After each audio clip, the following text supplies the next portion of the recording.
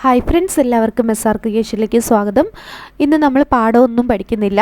ഇന്ന് നിങ്ങളുടെ മലയാളം അടിസ്ഥാന പാഠാവലി പാഠപുസ്തകത്തെ ആസ്പദമാക്കിക്കൊണ്ട് ഓണപരീക്ഷയുടെ ചോദ്യങ്ങളാണ് ഡിസ്കസ് ചെയ്യാനായിട്ട് പോകുന്നത്.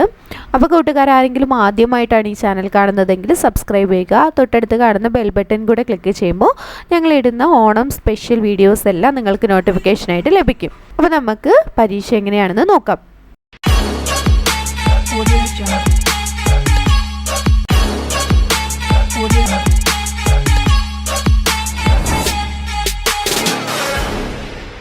എല്ലാ കൂട്ടുകാരും പരീക്ഷ എഴുതിയിട്ടുള്ളവരാണ്.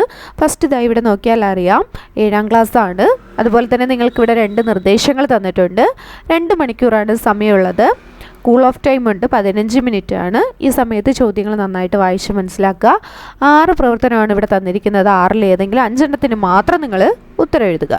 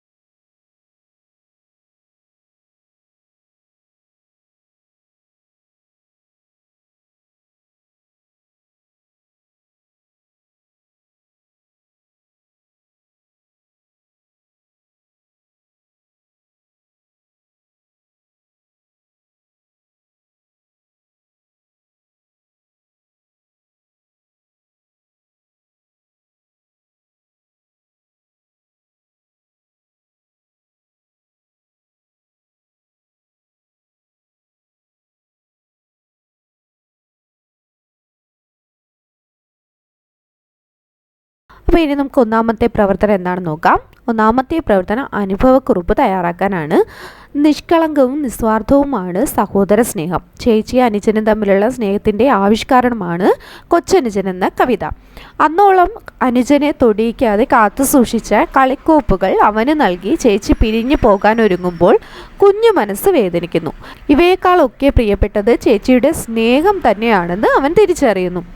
അപ്പോൾ ഇതിലെ ചോദ്യം, ഇത്തരത്തിൽ സ്നേഹിച്ചവരെ വേർപിരിഞ്ഞ അനുഭവങ്ങൾ നിങ്ങൾക്കും ഉണ്ടാകാം. അപ്പോഴുണ്ടായ വികാരം, വീണ്ടും ഓർക്കുമ്പോഴുള്ള വിഷമം, ഇതെല്ലാം ഉൾപ്പെടുത്തിക്കൊണ്ട് ഒരു അനുഭവക്കുറിപ്പ് തയ്യാറാക്കാനാണ് ചോദ്യം. ഇനി B ചോദ്യം നോക്കിയേ.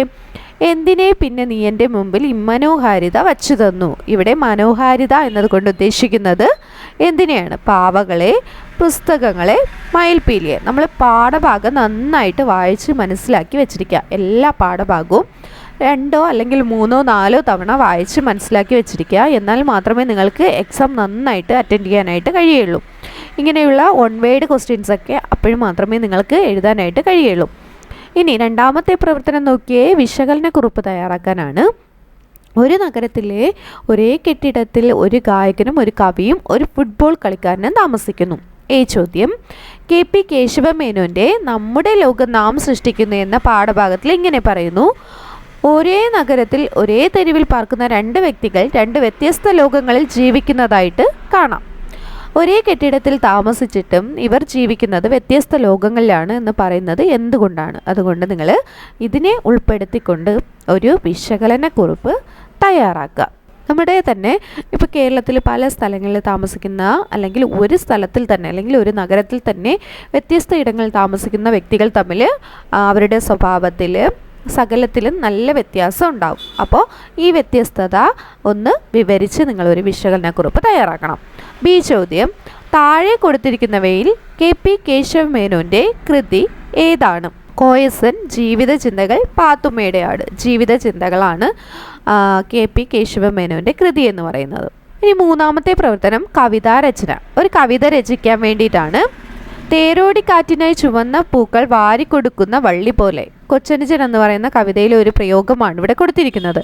കാറ്റിനെ കുറിച്ചുള്ള ഒരു കുഞ്ഞു കവിത ഇവിടെ തന്നിട്ടുണ്ട്. പൂമണം കൊണ്ടുവന്ന കള്ളനായ കാറ്റ്, കോതി വെച്ച മുടി പറത്തി വികൃതിയായ കാറ്റ്. തുടർന്നുള്ള വരികൾ കൂട്ടിച്ചേർത്ത് ഒരു കവിത രചിക്കണം. അതുപോലെ തന്നെ ഉചിതമായിട്ടുള്ള ഒരു തലക്കെട്ടും ഇതിന് കൊടുക്കുക. ഇനി നാലാമത്തെ പ്രവർത്തനം നോക്കാം. കുറിപ്പ് തയ്യാറാക്കാം. വായനാ ദിനത്തോടനുബന്ധിച്ച് ധാരാളം പ്രവർത്തനങ്ങൾ നിങ്ങളുടെ വിദ്യാലയത്തിൽ നടന്നിട്ടുണ്ട് അല്ലേ? നടന്ന പ്രവർത്തനങ്ങളെക്കുറിച്ച് ഒരു കുറിപ്പ് നിങ്ങൾ തയ്യാറാക്കാം.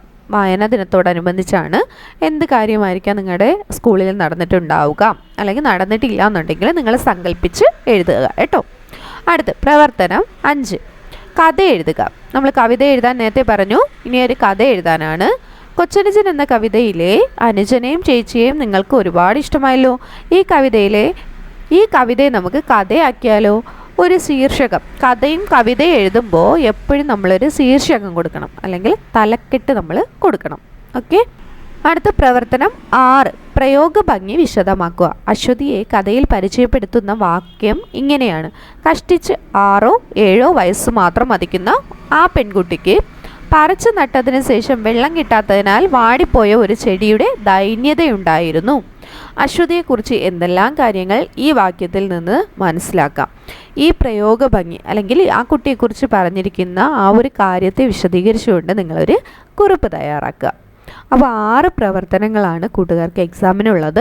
അപ്പോൾ ഈ 6 പ്രവർത്തനങ്ങളും നന്നായിട്ട് നോക്കി വെച്ചിരിക്കുക. കഥ എഴുതാൻ, കവിത എഴുതാൻ, കത്തെഴുതാൻ, അതുപോലെ തന്നെ പ്രയോഗ ഭംഗി, വിശകലന കുറിപ്പ്, പോസ്റ്റർ, നോട്ടീസ്, ഇങ്ങനെയുള്ള എല്ലാ കാര്യങ്ങളും എഴുതാനായിട്ട് ഒന്ന് പഠിച്ചു വെച്ചിരിക്കുക.